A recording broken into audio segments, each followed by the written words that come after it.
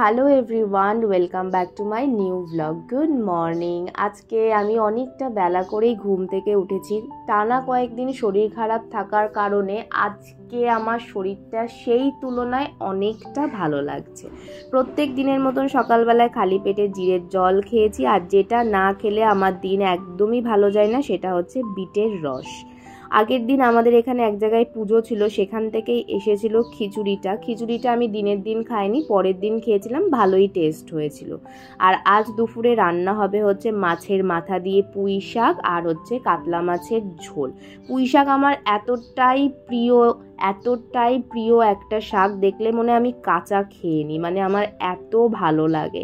আজকে হচ্ছে পেঁয়াজ রসুন দিয়ে একদম পুঁই শাকটা রান্না করব, ভীষণ ভীষণ ভালো লাগবে। মানে ওই যে অনেকে বলে না ভীষণ মজা হয়েছে খেতে, ভীষণ মজা হয়েছে, মানে আজকে আমারও ভীষণ মজা হবে খাবার সময়।